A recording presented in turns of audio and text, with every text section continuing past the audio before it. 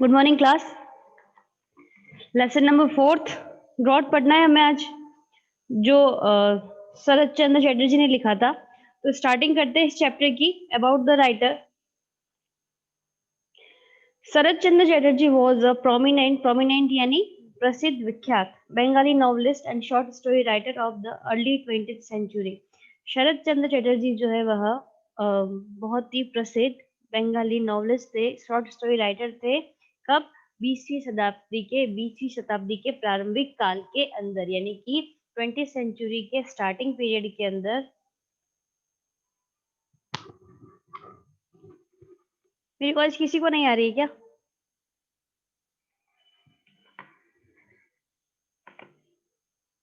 आ रहे। Most of his works deal with the lifestyle, tragedy, struggle of the village people and the contemporary social practices that prevailed in Bengal. उनका ज्यादातर कार्य जो था वह वहाँ की जो लाइफ स्टाइल थी, यानी कि जो जीवन शैली थी, ट्रेजेडी यानी कि दुखांतिका जो होती वो, struggle of the village people यानी कि गांव के लोगों का जो स्ट्रगल होता है, जो संघर्ष होता है उसके ऊपर, और द कंटेम्प्रेरी यानी समकालीन social practices that prevailed in Bengal. Bengal के अंदर जो समकालीन सामाजिक कार्य चल रहे थे और गांव के लोगों का जो संघर्ष था, जो ट्रेजेडी थी वहां की, उनकी जो जीवन शैली थी, उनके ऊपर उनका ज्यादातर कार्य जो था वह लिखा गया था। The village was called Kashipur. वह गांव काशीपुर कहलाता था, यानी कि जिस गांव की स्टोरी हम पढ़ेंगे अभी, जिस गांव के बारे में हम पढ़ने वाले हैं, वह काशीपुर गांव था। It was a small village, यह बहुत ही छोटा सा गांव था। इट्स जमींदार वॉज स्मॉलर स्टिल, और इसका जो जमींदार जो था वह उस गांव से भी छोटा था।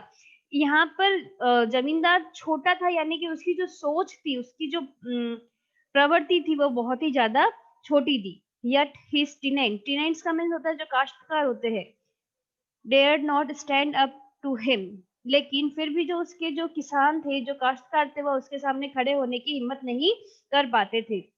He was so ruthless का मतलब होता है निर्दयी, वो बहुत ज्यादा निर्दयी था। It was the birthday of his youngest son, जमींदार के यंगेस्ट बेटे का जन्मदिन था। It was noon, दोपहर का समय था। तारक रत्न द प्रीस्ट यानी पुजारी was on his way home from the landlord's house, landlord यानी जमींदार। तारक रत्न जो है वह जमींदार के घर पे पूजा करके अपने घर जा रहा था। तो एक तरफ से देखा जाए तो जो तारक रत्न था वह जमींदार का फैमिली प्रेस्ट था। Where he had been offering prayer, जहां पर वह पूजा करके आया था। It was nearing the end of May महीने के खत्म होने का समय था, यानी कि मई महीना जो था वह खत्म होने वाला था। But not a patch of cloud could be seen in the sky, लेकिन आकाश के अंदर, आसमान के अंदर बादलों का एक भी टुकड़ा दिखाई नहीं दे रहा था। The rainless permanent pot fire, rainless यानी कि बिना बारिश के, तो ऐसा लग रहा था बिना बारिश का जो ये आसमान था यह आग उगल रहा था। द फील्ड इन फ्रंट, सामने के जो मैदान थे, सामने का जो फील्ड था, stretching out to the horizon, horizon यानी जो होता है वो समतल, स्ट्रेचिंग आउट यानी फैला हुआ, had broken up into tens of thousands of fissures का मतलब होता है दरारें। इन द बर्निंग ब्लेज यानी कि जो जलती हुई ज्वाला होती है। तो सामने के जो मैदान थे वह दूर दूर तक जो एक समान फैले हुए थे, वह सूरज से निकलती हुई जो आग थी उस ज्वाला के अंदर हजारों दर्राओं के अंदर फटे हुए थे। यानी कि जब जमीन सूख जाती है, जब जमीन को पानी नहीं मिलता, तो जमीन के अंदर कैसे दरारें पड़ जाती है, तो वैसे ही गर्मी के अंदर गर्मी इतनी तेज थी कि सामने के जो मैदान थे वह, उसके अंदर हजारों जो थी वह दरारें पड़ी हुई थी। And it looked as though the life blood of mother earth was unceasingly यानी बिना रुके हुए, flowing out यानी बहना, through them as spoke, और उन दरारों को देख करके ऐसा लगता था कि जैसे धरती माता का जो रक्त है, धरती माता का जो खून है, वह उन दरारों में से धुएं धुएं के अंदर से धुएं के जैसे बाहर निकल रहा था। तो उसने ऐसे बोला है कि जो सामने के जो मैदान थे वह बहुत तेज गर्मी थी, और गर्मी के कारण दरारों में फट गए थे, अंदर दरारें पड़ गई थी, और मानो ऐसा लग रहा था कि उन दरारों के अंदर से जो धरती माता है हमारी, उसका जो खून है वह धुएं के समान बाहर निकल रहा था। If one gazed long at its rising flame like sinus movement, अगर कोई व्यक्ति उस चीज को लगातार देखता है, यानी कि हम जब कभी भी किसी धूप के अंदर बहुत तेज गर्मी और हम उसको लगातार घूर करके देखते तो मानो ऐसा लगता है कि वो चीजें जो है वो घुमावदार हो रही है, गोल गोल घूम रही है, तो ऐसा ही लग रहा था। It left him as it were dazed with drunkenness, और मानो ऐसा लग रहा था कि वो जो लहरें थी वह ड्रंक है, यानी कि नशे में थी। तो एक एग्जाम्पल दिया है, ज्यादा इसमें कुछ नहीं बताया है। इसमें ये बताया है कि गर्मी इतनी बढ़ रही थी, मई महीना खत्म होने वाला था, लेकिन फिर भी आसमान बादल नहीं दिखाई दे रहे थे और गर्मी के कारण जमीन में दरारें पड़ गई थी, और उन दरारों के अगर उन दरारों को कोई ध्यान से देखा तो ऐसा लगता था जैसे कि मानो वह गोल गोल घूम रही हो, जैसे कि वो नशे में धुत हो। At the end of the field beside the road there stood the house of Gafoor, जहां पर मैदान खत्म होते थे, मैदान के अंत में सड़क के किनारे there stood the house of Gafoor, वहां पर एक गफूर नाम के व्यक्ति का घर था। द वेवर, जो कि एक जुलाहा था, जो बुनकर यानी कपड़े बुनने का काम करते हैं ना वो। Now that the mud walls were in runs, और उसके घर की जो मिट्टी की दीवारें थी वह पूरी तरह से टूट चुकी थी। The court yard touch the public highway, उसके घर का जो आंगन था वह पब्लिक हाईवे को टच कर रहा था।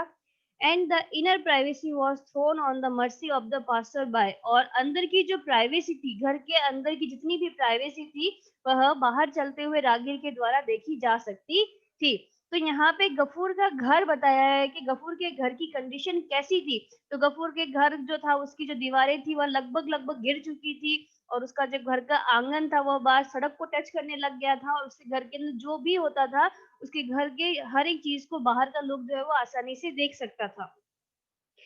Hey Gafoor, is anybody in, call out Tarak Ratna, तभी वहां पर तारक रत्न आकर के आवाज देता है, हे गफूर, क्या कोई है अंदर।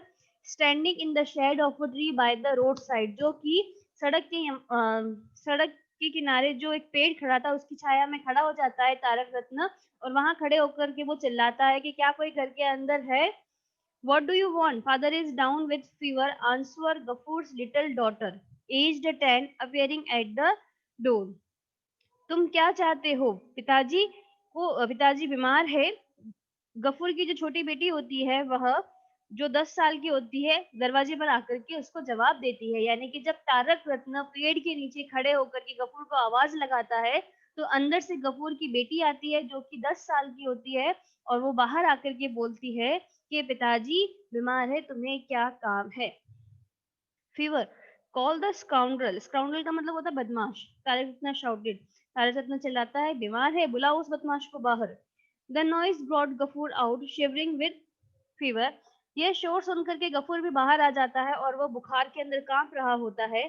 अ bull was tied to the old acacia, acacia मतलब होता है बबुल का पेड़, that leaned against the broken wall, बाहर एक जो बुल होता है, एक बैल होता है, वह बंधा हुआ था, और वह जो बैल था वह एक पुराना सा बबुल का पेड़ था जो कि टूटी हुई दीवार के सहारे खड़ा हुआ था, उस पे बंधा हुआ था।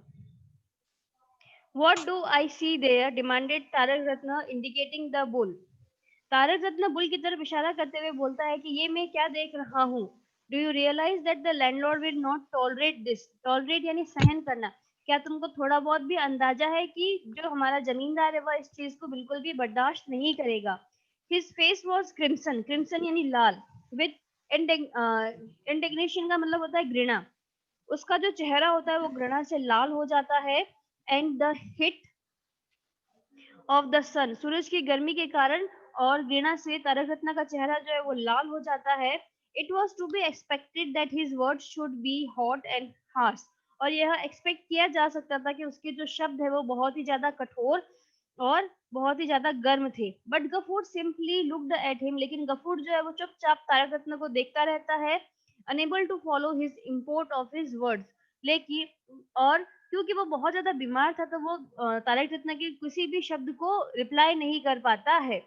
Well said Tarak Ratna, I saw it tied there in the morning, Tarak Ratna उसको बोलता है गफूर को कि जब मैं सुबह यहाँ से गया था तब भी मैंने इस बुल को यहीं पर बंधा हुआ देखा था, एंड इट्स स्टिल देयर, और अभी भी ये यहीं बंधा हुआ है।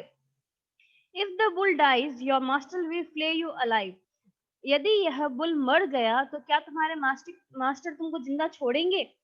What shall I do, father? I am helpless. Ghafoor बोलता है कि माय लॉर्ड, या फिर उस तारक रत्न को बोलता है, फादर मैं क्या कर सकता हूँ, मैं असहाय हूँ।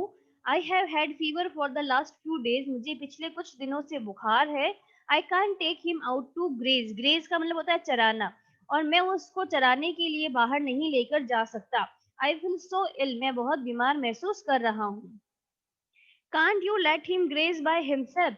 तब तारक रत्न उस गफूर को बोलता है, क्या तुम इसको चढ़ने के लिए अकेला नहीं छोड़ सकते? Where shall I let him go, father? वो बोलता है गफूर की, फादर मैं इसको अकेला कहाँ पर जाने दूं? People haven't threshed their paddy yet, paddy यानी धान। वो कहता है कि लोगों ने अभी तक अपने धान नहीं काटा है, थ्रेश्ड यानी काटना। It's still lying in the field, वह अभी भी खेतों में ही पड़ा है।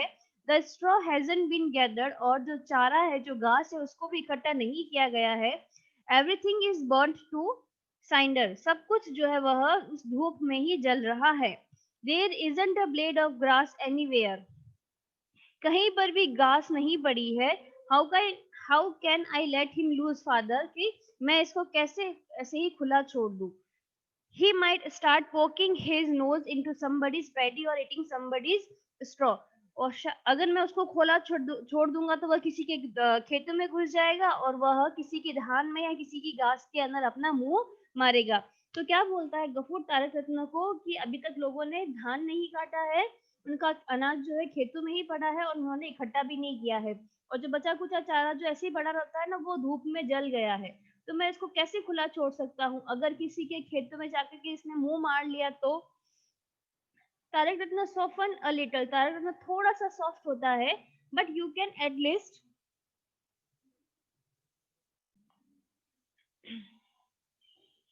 but you can at least tie him in the shed somewhere and give him a bundle of straw or two to munch. लेकिन तुम इसको कहीं और जगह बांध सकते हो, और इसको खाने के लिए एक या दो बंडल कम से कम चारा तो दे ही सकते हो। Hasn't your daughter cook the rice, क्या तुम्हारी बेटी चावल नहीं पकाती है? Why not give him a tub of boiled rice water, तुम उसको एक टब भर के उबले हुए चावलों का पानी ही क्यों नहीं दे देते? लेट हिम ड्रिंक इट, उसको पीने दो वह पानी। Gafoor made no reply, Gafoor कोई रिप्लाई नहीं करता है।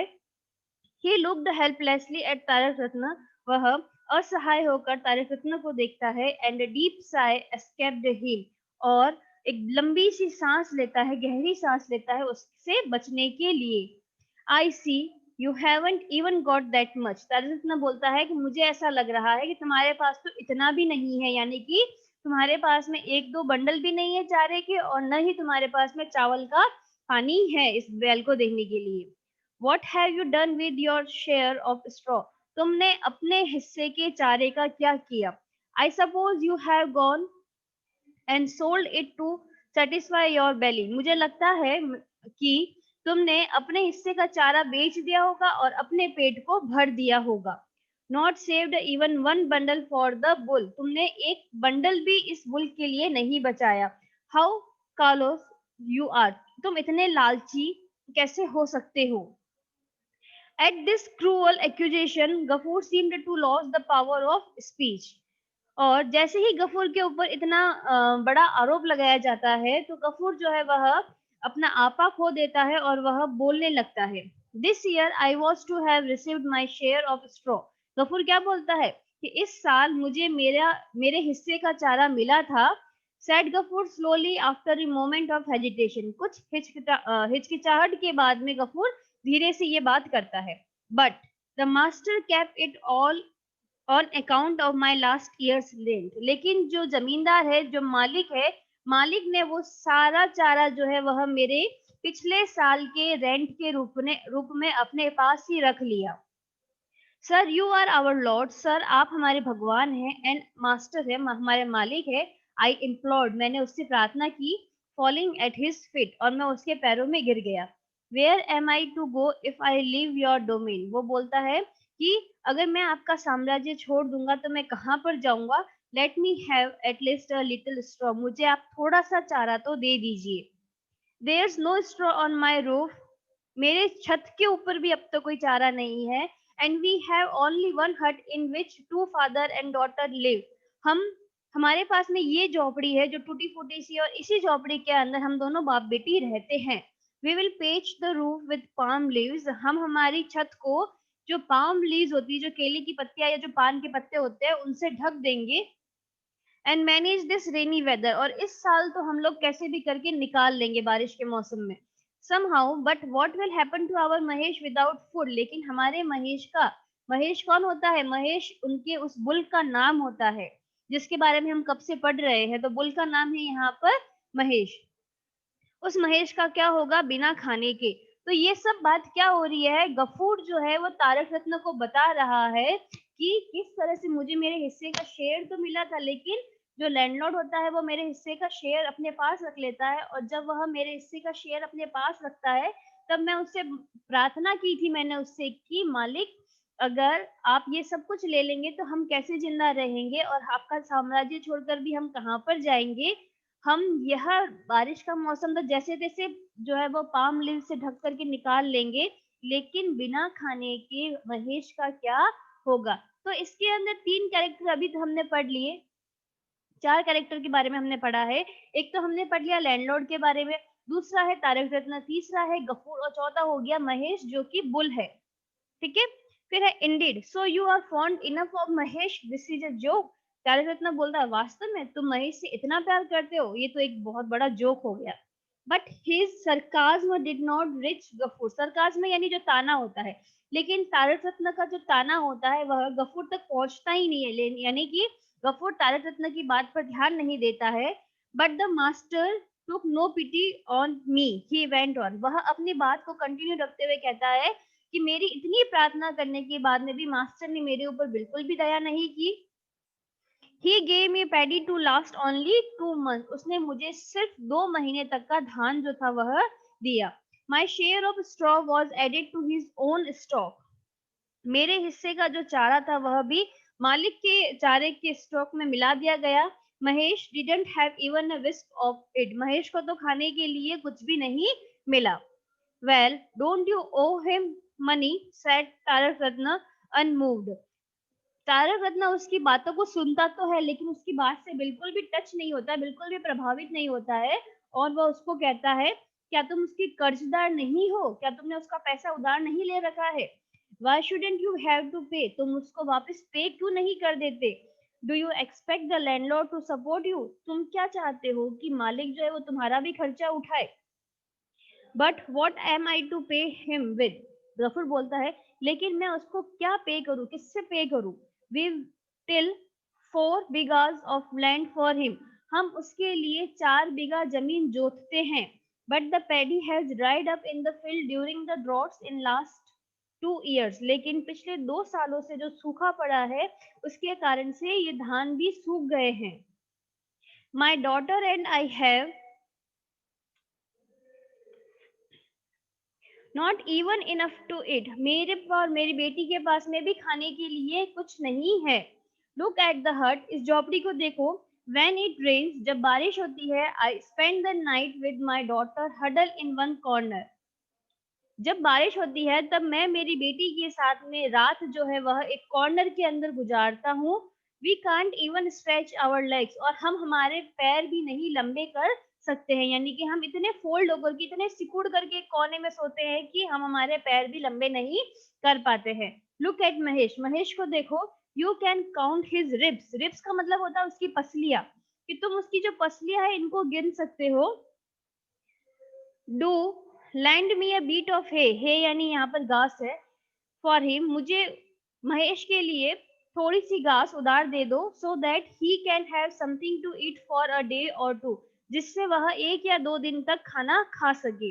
And Gafoor sank down on the ground at Tarak Ratna feet. और इतना कह करके गफूर जो है वह तारक रत्न के पैरों के अंदर बैठ जाता है, और वह वहां पर दुखी होने लगता है। तो वो क्या करता है कि जब उसके पास में खुद के पास ही नहीं है खाने के लिए, तो वो खुद भी क्या खाएगा, गफूर को क्या खिलाएगा। तो वो क्या करता है कि अब जमींदार ने तो उसको कुछ दिया नहीं है खाने के लिए, तो वो उस तारक रत्न से हेल्प मांगता है कि शायद तारक रत्न उसको खाने के लिए कुछ दे दे। तो वह इतना कहने के बाद में उसके पैरों में घिर जाता है। No no, move aside. Tarak Ratna क्या बोलता है, नहीं नहीं, दूर हटो। लेट मी गो होम, मुझे घर जाने दो। इट्स गेटिंग लेट, लेट हो रहा है। तारक रत्न मेड अ मूवमेंट एज दो टू डिपार्ट स्माइलिंग। तारक रत्न वहां से मुस्कुराते हुए ऐसा मूवमेंट करता है कि जैसे कि वो वहां से जाने वाला हो। Good God, he seems to brandish his horn at me. क्या बोलता है वो महेश को देख करके तारक रत्न, कि ऐसा लग रहा है कि वह अपने सींग जो है वह मेरी तरफ घुसाने के लिए मोड़ रहा है। विल ही हर्ट, क्या ये मुझे मार डालेगा? He cried out with fright and angers, और वह डर और गुस्से से चिल्लाता है। Stepping hurriedly back from the bull, और वह उस बैल से पीछे हट जाता है। Gafoor stagger to his feet, Gafoor अपने पैरों पर लड़खड़ाता लड़खड़ाता है। ही wants to eat a handful, handful का मतलब होता है मुट्ठी भर। तो गफूर उसको क्या बोलता है कि इसको सिर्फ मुट्ठी भर खाने के लिए कुछ चाहिए। he said, indicating the wet bundle of rice and fruit in Tarak Ratna hand। Tarak रत्न के हाथ के अंदर जो खाना होता है, यानी कि तारक रत्न लैंडलॉर्ड की यहाँ से पूजा करके आ रहा होता है, तो पूजा में उसको जो भी फ्रूट चावल वगैरह मिले होते हैं ना, तो वो उसके हाथ में लिए हुए होते हैं। तो गफूर उसकी तरफ इशारा करते हुए क्या बोलता है कि आप इसके अंदर से मुट्ठी भर जो है वो इस महेश के लिए दे दो, इसके लिए वो बहुत होगा। wants to eat, indeed, indeed यानी वास्तव, वास्तव में खाना चाहता है। like master like animal, जैसा मालिक वैसा जानवर। hasn't even a bit of straw to eat and must have rice and fruit। क्या बोलता है कि खाने के लिए तो इनके पास चारा भी नहीं है और इनको चावल और फ्रूट्स चाहिए। टेक हिम अवे, दूर ले जाओ इसको यहाँ से। And tie him somewhere else, कहीं और ले जाकर इसे बांधो। व्हाट हॉर्न्स, क्या सींग है इसके। He will gore somebody to that one of these days, यह इसकी जो सींग है इससे वह किसी न दिन एक न एक को तो वो मार ही डालेगा। Ageing away the priest made a quick exit, इतना कहते हुए वो जो पुजारी होता है तारक रत्न वो वहां से चला जाता है।